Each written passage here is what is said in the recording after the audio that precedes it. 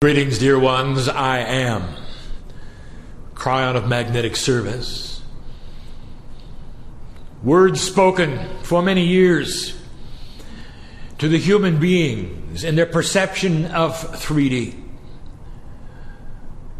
Words spoken by a human partner who at this moment is overcome with the love of God.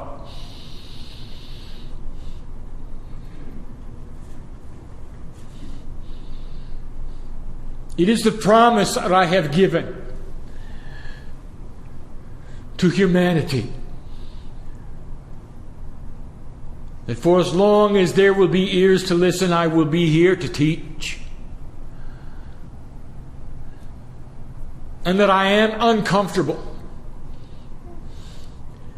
teaching those who know already. It is only because of the veil and the duality that I bring these things forward, things that when I touch upon them will resound within you. For there is no guruship represented here. There is no prophet speaking to you here. There is a family member who, when you are not in this place called earth, is your best friend. For we have made this journey, dear ones, together so often.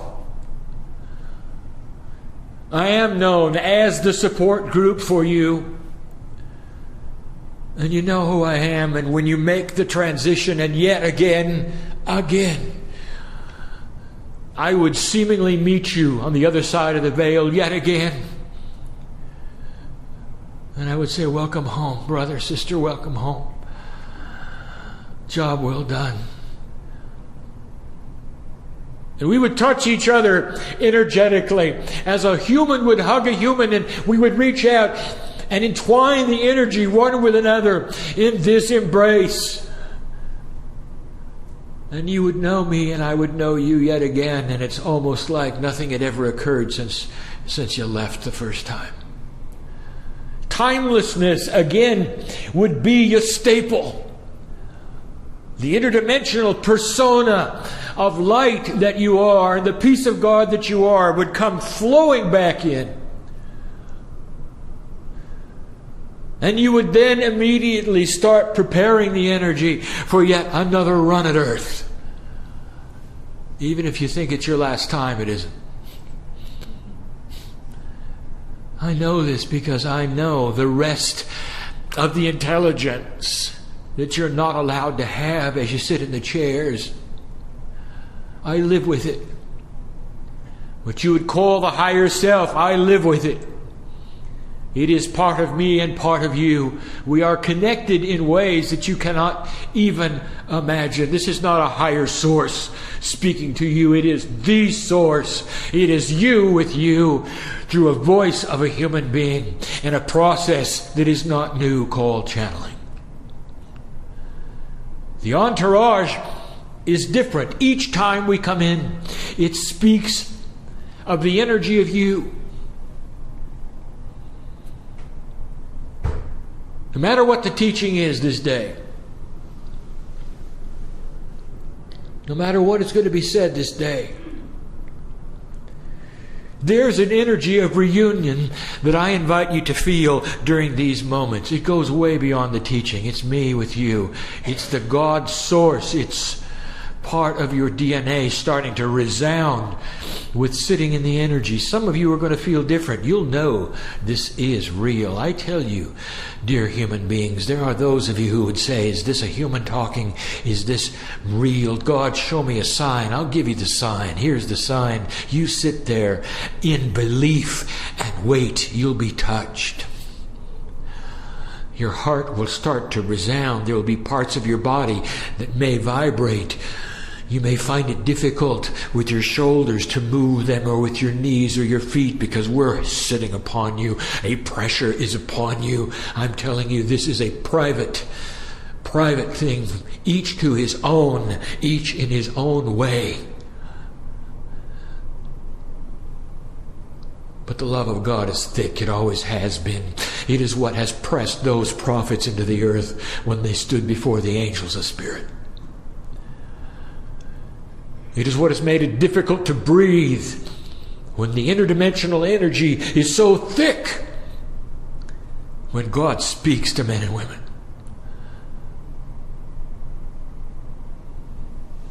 Let this never be commonplace.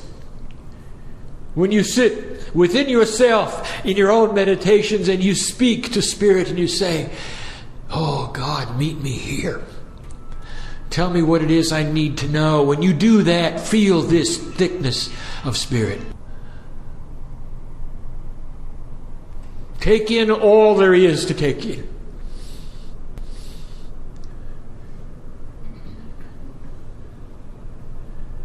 There's such a shift that is possible, human being. We invite you to dip into that veil in a way perhaps you never have before. Ask for the belief that you need. Feel the love of God in your life. Speak in ways you've never spoken. Is it casual for you? Well, if it is, you're not doing it right. Let these things resound with you so that you weep with the joy of the experience. And no matter what is happening in your life, no matter what it is in 3D, let you say, "It is well with my soul. For I've gone and transcended beyond the troubles of earth. And I sit in a sacred place that is my place. It is the God place while I'm alive as a human being." Let that rotate around you. I say these things because of what we teach next. I haven't enough metaphors, and yet I'll pull many out to give you what human beings need to know about seers, psychics, readers, and those prophets who would go beyond the veil and give you the future. I am not in a vacuum. I am Kryon. Indeed, I am aware of your earthly time. I know what has transpired. I know this is the new year, of course. The year of the 9, and we'll speak of that in just a moment. What does it mean? What's going to happen, you say? Oh, Kryon, I've come today because I want to hear from the lips of the channeler what's going to happen. 2007, 2008, beyond. I'm also aware these are the first channeling words that my partner has spoken in this energy that you call 2007. Unique, therefore, this meeting would be the first one of the year that Kryon speaks to.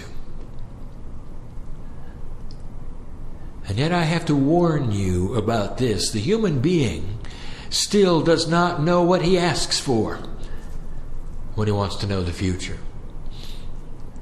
It lays upon you in a biased fashion because you only see a linear strip of time and you want to know what's going to happen on that linear strip of time. Not only that, you're not willing to hear certain potentials. Not all of you. But I'm going to give you an example of what humanity often does to the prophet, to the psychic. When it goes to them and asks, "Well, tell me what's going to happen in the future," and they sit there in anticipation. Here's the first metaphor of the day among many. Let me give it to you. There is a woman who goes to the doctor. And she says to the doctor, "Something's wrong with me. I don't feel well. I need you to tell me what it is that's wrong with me." And the doctor says, "That's fine. Give me your symptoms." She does. "I don't have the energy I used to. I'm gaining weight. I don't want to. I feel funny. There's something wrong with me, doctor. Tell me what it is." And he says, "Fine, we'll do the tests." And she comes back later. And he says, "Well, I've got some good news for you." And she says, "I don't want good news. I want to know what's wrong with me." I got something wrong with me. If you can't tell me, I'll get another doctor. And he says, I've got some things to tell you maybe you don't expect. And she says, if you can't tell me what's wrong with me, I'm leaving. And she leaves. Sitting on his desk is the piece of paper that shows that she's pregnant. And that is the same human spirit, God bless her, born into a situation of 3 dimension where she is biased on what she thinks she's going to receive in a message. Because if she feels odd, then it's got to be bad news, isn't it? If she's gaining weight, it's got to be bad news. She's the one, by the way, who will then birth the child.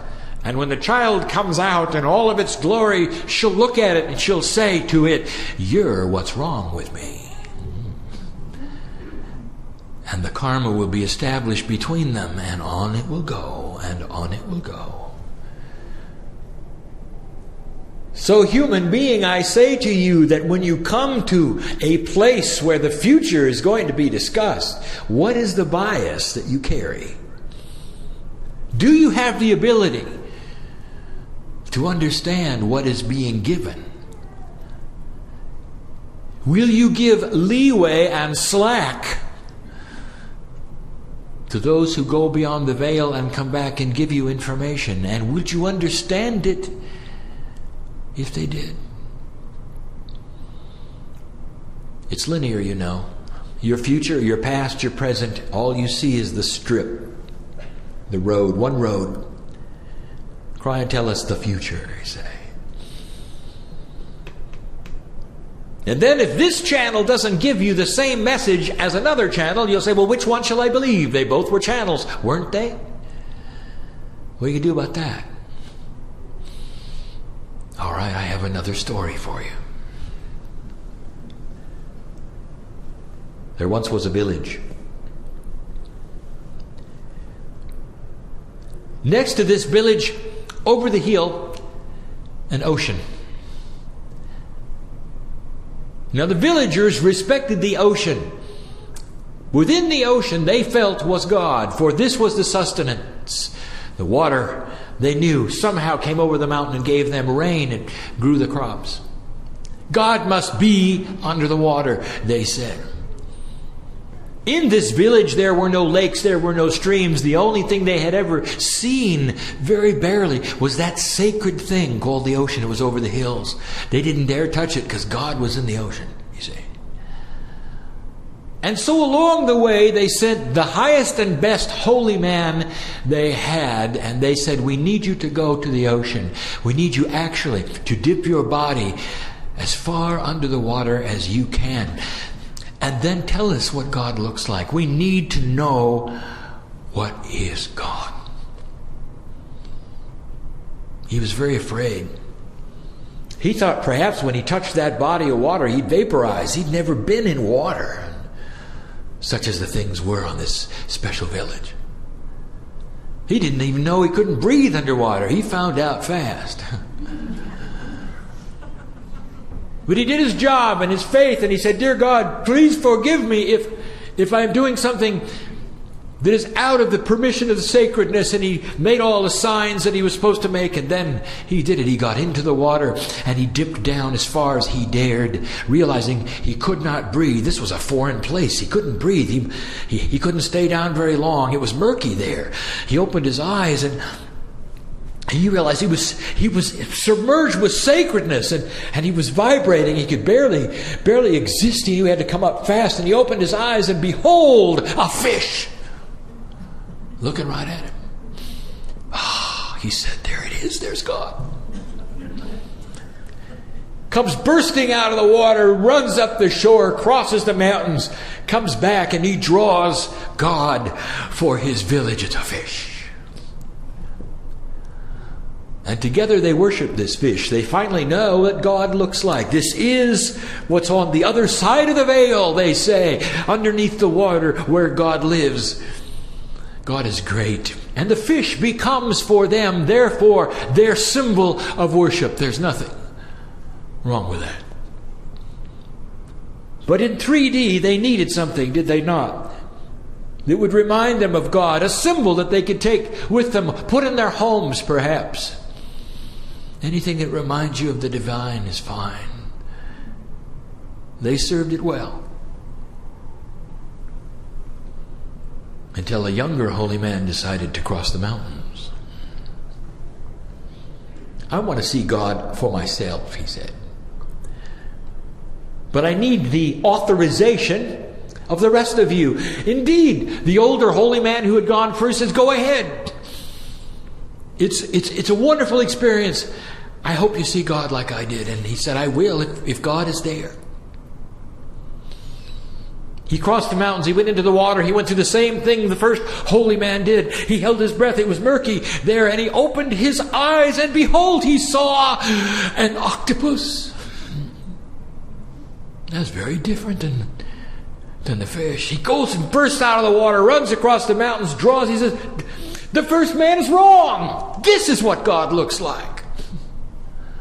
Oh, the village had no idea what to think about. Which one is right?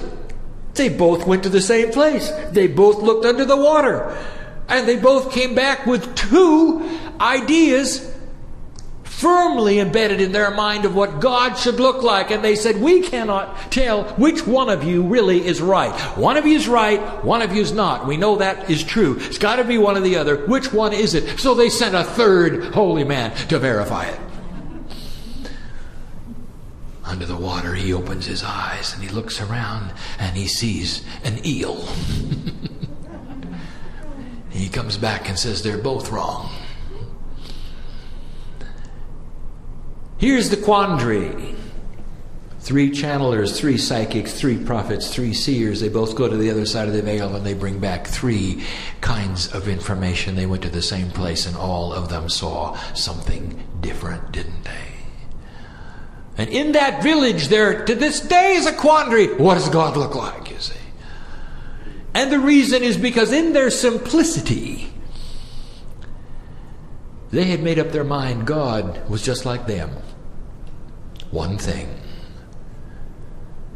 Therefore, when they reached the other side of the veil and took a look, they would see the one thing. And that's not what they got. So here we are already exposing a quandary that some humans have regarding those who would give you information that is beyond the veil, whether it is the future or even the way things are. One will not necessarily coordinate with the other, and you sit there as a one-track human being deciding which one is right, when perhaps they're all right. Maybe the other side of the veil is filled with many things in many ways, while all along you're expecting to only see one.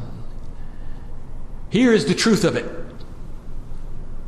On the other side of the veil, there is no time. And so again, we present this to you in a way that hopefully a 3D human being could understand. You sit in the middle of a circle. Make it a table. Make this easy.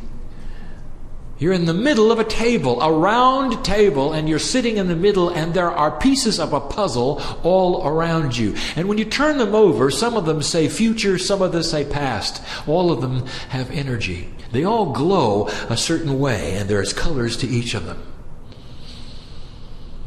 Now you got to select which one you're going to look at, which one you're going to take back to 3D, and which one is appropriate for what is going to be manifested on that one track in the future. How do you know? That brings us to the next subject, and we're going to call it human bias. The bias of a 3D human being, whether they're a master or whether they're not.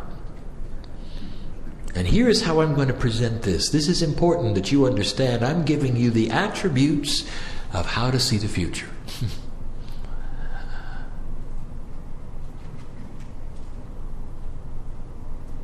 Here is the human being who goes beyond the veil.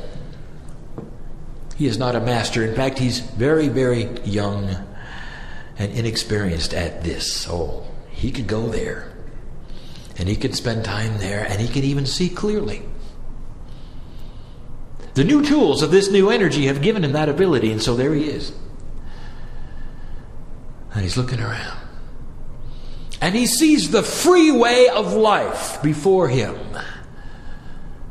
The cars whiz by. The metaphor here is this is life on earth, and he is immediately attracted to the 15-car pileup. Oh, he sees the smoke, he sees the sorrow, the death, the destruction, he sees the fire. And he goes back and reports it. And he says, there's going to be a pileup. I don't know when, I don't know how, I just know it's just up the road. You better get ready and prepare. That is what is there. Here comes another human. Now he's a master. This human is a master. He has studied mastery, experienced in mastery. And for the first time, he goes across the veil. And he looks at the freeway of life. There it is again. Same freeway. And then he sees it. Did you see what almost happened there? He said.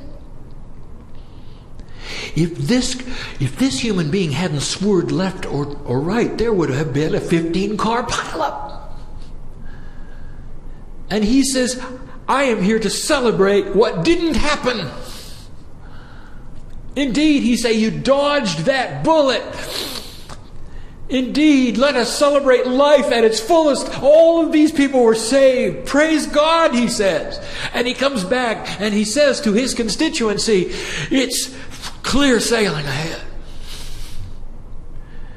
I've just given you two human beings with opposite biases. One of them saw only the drama and brought back that. That's the human being who goes to the other side of the veil. He sees an angel holding two futures, and he selects the one that smokes the most. Drama. It's because the human being wants that in 3D. At some level, that's what you respond to. The master, the one who's experienced in seeing the beauty, sees what didn't happen and reports clear sailing ahead, you see. And you're in the same quandary, aren't you? Well, which one is right, you say? What are we going to do with this? So now I will tell you what the talent is required for a prophet, a seer, the teller of the future of the planet. It is not just mastery. It's not just being in tune with your DNA. It is carefully balanced over years of experience of going to the veil without a bias. I return with you to the table. And there you sit in the middle. And before you, you see all of the potentials of the planet, past and future. And you might say, how can you have a past potential? I'll tell you in a moment. Now, which one do you choose? Is it the one that unenlightened human being would choose that has the most drama and smokes the most? Or is it the one that the master chose, something that didn't even happen? It was a potential. It was a beautiful thing that might have manifested, didn't. Neither. In a certain way, you carry the energy of the earth, the 3D, with you under the water, if you wish, with the choice to see the fish, the octopus, or the eel. The energy of the planet comes with you, and you match the energy of the planet to whatever the energy is of all of the potentials before you. This takes talent, experience, practice. It is not the human bias. It's the feeling of energy with energy. It is the feeling of what the earth brings to you as you submerge yourself to the other side of the veil so you can match it with the potential. And whichever potential feels like it matches the energy of the planet, choose that one and bring it back. And that is the one that you would present with this caveat. Here's what it is today. You don't like that, do you? Kryon, are you telling me the best prophets around can only give you what it is for today?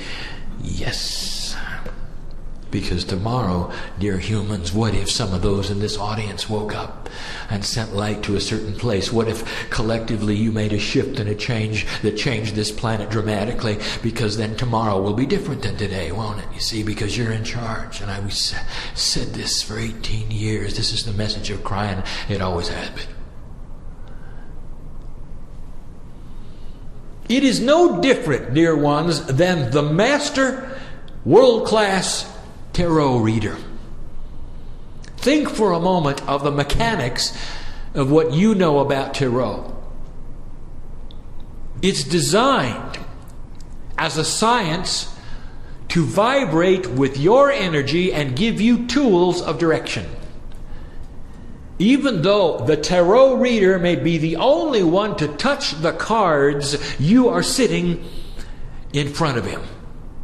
It is your energy that is on the cards, whether you touch them or not, because the intelligence that is cosmic knows who you are, that you're there for direction, and uses his talent to sense your energy then to put the spread upon the table. It may seem random to you, it is not. And what then becomes what you would call the tarot spread is reflection of your energy. And it tells you about your potential for that day, for the future. It is no different. Simple, is it not? And yet difficult for 3D. Then we come to the concepts. Celebrating things that didn't happen. Oh. I'll give you the example. I want you to really listen carefully. For there are those in this room who are old enough to relate to what I'm going to tell you. 1945. 1989. Almost a half a century. You were on your way to the Armageddon, you know, an old energy, an old path, an old potential. Those were the days of the Cold War. And you faced off with two powerful countries, and one was the Soviet Union, who had taken over many other countries, who had built arsenals unto itself, who had a different philosophy, and who was at war in a cold fashion with this country of where I speak right now. And those of you who survived that Cold War will remember the resources that were put into it, the fear that was put into it, the spies, the trickery, the death. Remember? Seemingly two countries faced off with equal power. And then one of them shot a rocket into space. Obviously it was ahead. Great fear. The missiles were bigger. Great fear. Oh, the resources that you put in to staving off that. Think about that. And the reason I talk to you about this is because this was the beginning of the buildup of what would become the Armageddon, as prophesied in Scripture, as given by the priest Nostradamus. He saw it. Many saw it. Even the indigenous, some of them prophesied about what was going to take place in the year 2000 to 2001.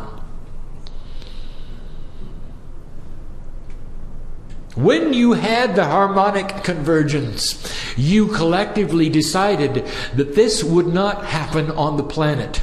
This was humans deciding at a spiritual level that something almost a half a century old involving two huge powerful countries would be dissolved. And within 2 years after the harmonic convergence, after you had made the decision, the Soviet Union fell over all by itself.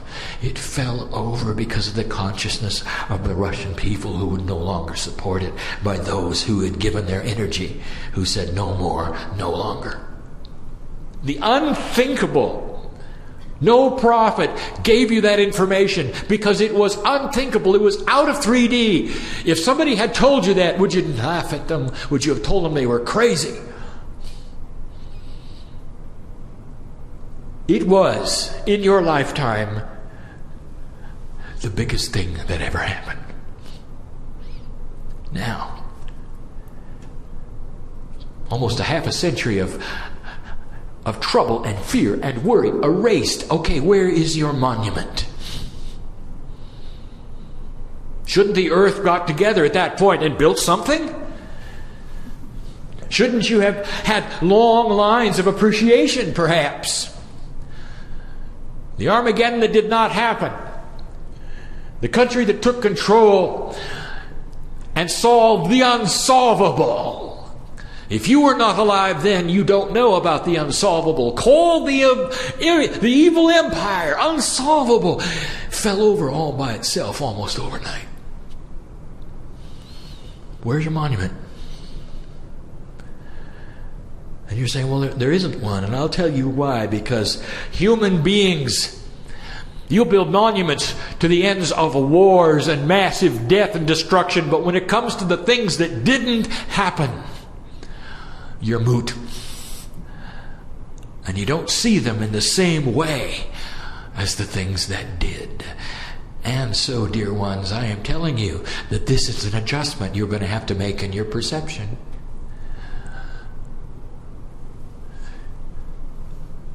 I know who's here.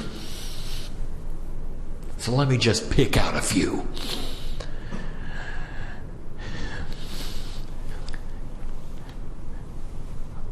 About the traffic accident that you should have died in. You know who I'm talking to. How often do you celebrate the fact that you're still here?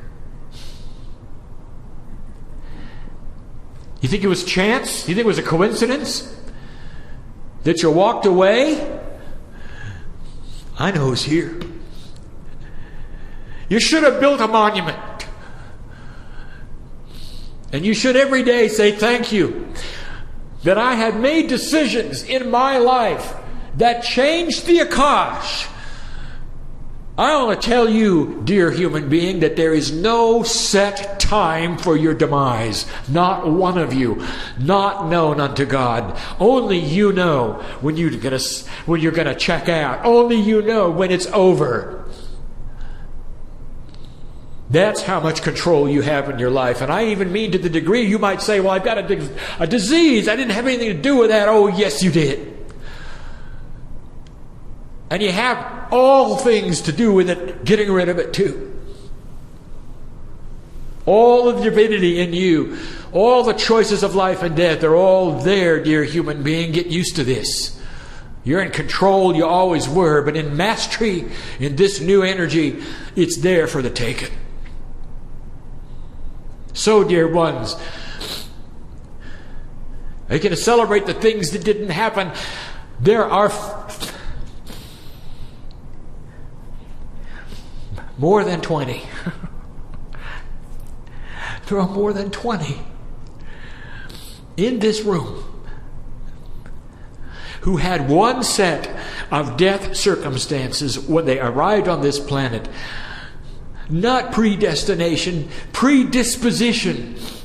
When you may have checked out because of what you had planned for yourself when you got here, that you circumvented because what you found while you were here changed it. Did you build a monument? Do you even know when it was? Some of you do. Some of you have had dreams about it. Some of you have narrowly escaped it, and you know when those times were, and you say, oh, I'm sure I'm glad I got through that. It's more than that. You should have built a monument. Now you're talking about the future, and you want this entity to channel for you what's going to happen. And I'm telling you, you've even circumvented your own death. Potentials exist for all of you to remain a very long time on this planet, because we are in this situation collectively, all of us, on the other side of the veil and this side of the veil, where your light is going to mean something so grand in this future of yours? Have you celebrated the things that didn't happen? Have you celebrated the diseases that you didn't catch? The places that were not toxic? The criminals who never got to you? The houses that were never robbed? I am telling you that this lays in front of your table. Should have built a monument. That's what the future is and is not, filled with potentials of what you would call positive and negative. And then we speak of the most difficult one of all. How can you change the past with what you do today? Well, in a linear 3D ribbon of road that you call past, present, and future, you can't. But in an interdimensional now, you do every day. Hard to have a metaphor of this one, but I've got one. I gave it to my partner even earlier. Consider for a moment you are an author and you have written about many characters. You've developed their lives on paper. Maybe there's 12, 13, maybe more. And as a literalist and one who writes stories, you write about these, and that's the extent of it.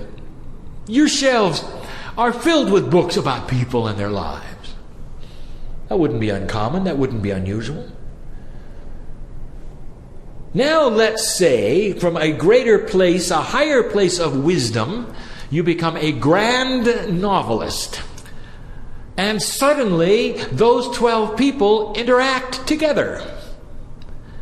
In fact, they interact in a way that creates a hero, a story, and a victory. And it becomes still another novel. I ask you, what have you done? Have you changed who they were? No. But you changed the story, didn't you? Now suddenly take this metaphor and apply it to your past lives. Are they just there as individuals who lived on that ribbon of 3D? Or in the now, can you intertwine them together to create a story? Can you intertwine them together to create a victory and a hero, which is you in the chair today? And if you can do that, you've changed the past. Do you understand? In the now, suddenly it snaps into clarity. In the now, you've changed the very character of who you were that makes you now who you are. So the past had to change in order for the present to be manifest. And you want to know about the future. All right. 2007. The year of the 9. It is a year of potential, for the 9 does speak of completion. Remember the story of the woman who was pregnant and thought something was wrong with her? There are many who don't understand completion. Completion of what? Oh no, I'm going to die. That means I'm completing my life, and that means I'm going to die. That's completion, isn't it, Kryon? So there'll be those who say, well, tell me what else is going to happen that's bad. What if it was the completion of war? What if it was the completion of a thought that now comes together and gives you peace? What if it's a completion of strife in a romance and brings about peace in a family? What if it's a completion of those who would remove themselves finally from bad habits? What if it's the completion of your children on drugs? What if it's the completion of things that need to be completed? This is the year for it. And whereas you would ask me what's going to happen with your government and what's going to happen with those around you that you see on the news, I'm going to say, look to yourself, for what you do with you will determine the rest of the story. What needs to be completed? This is the year for it. The numerology will give you the energy tools. They lay upon you as a posturing of help. 2007. Then what happens when you get a 9 with a 9? September 2007. Kryon, is anything going to happen in September of 2007? Not today.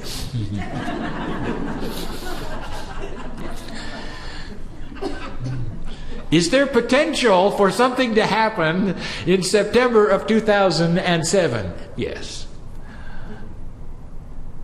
And you might look to this as being a beautiful thing. What if it was in the United Nations? A place where I've taken my partner over and over to celebrate what they have done, not what they haven't done. To celebrate those who have saved the children of villages because they gave them water and clean crops and rid them of disease. To celebrate what happened, not what didn't happen. Look to 2007 as a year to wrap up things because of what's going to happen in 2008. Now, I have spoken of this before. Great potentials of 2008.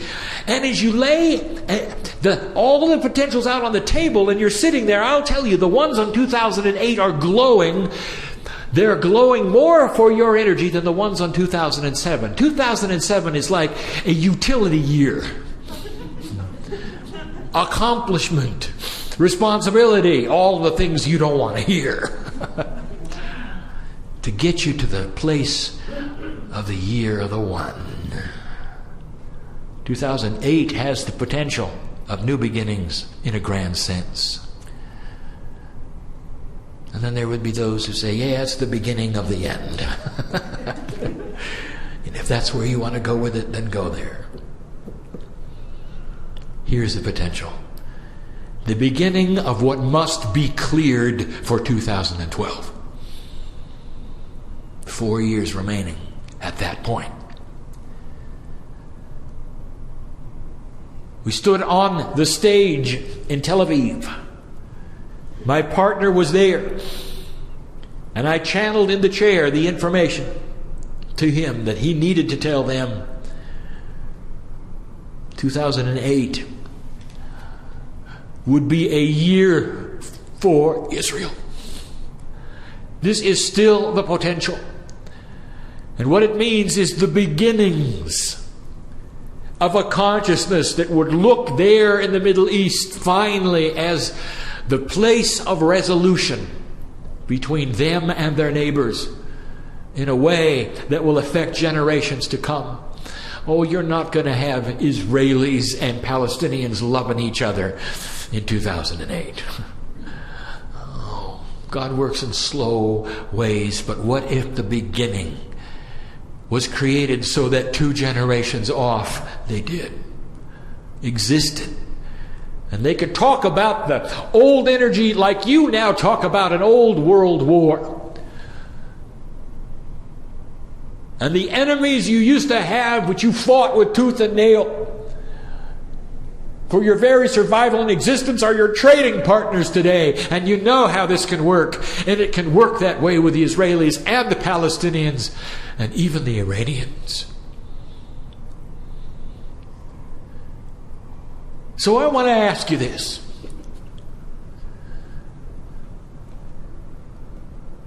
If you were of the generation of the Cold War, what did you think could not possibly happen? Because it happened, didn't it? And it happened without a war, and it happened without firing a shot. It happened in a way that had integrity over time. that was destined to be because your consciousness shifted. And I'm telling you, that is the promise of 2008. If it is in the energy of light that you will create from now to then. So what if 2007 becomes the completion of old habits and the renewal of ones that will put you into a new paradigm on the planet? How many minutes a day do you send light to other places on this planet? You don't have a schedule? A schedule should be right next to that monument you built for things that didn't happen. Why do you think you're still here? Maybe you ought to reevaluate things.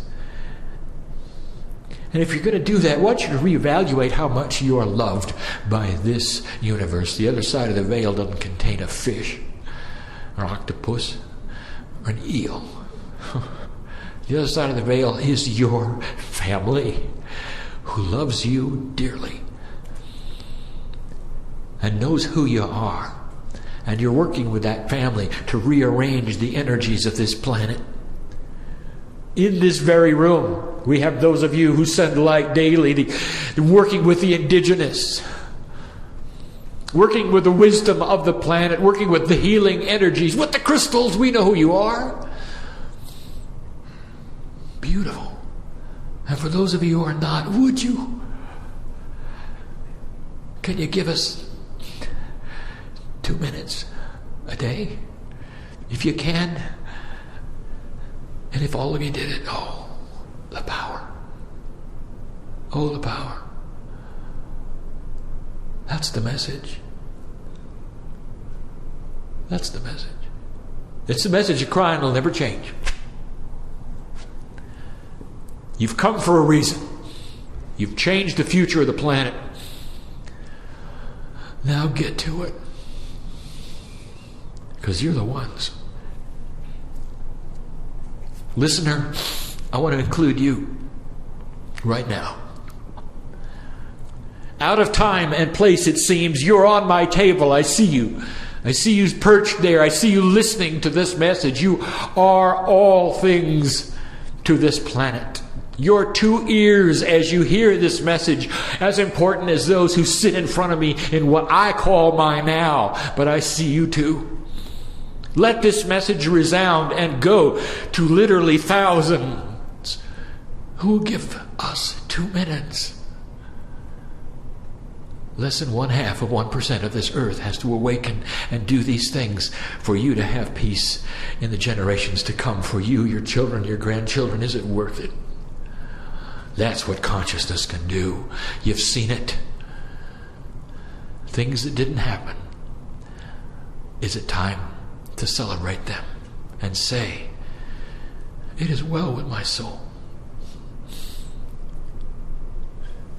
Bless those here, bless those hearing. And so it is.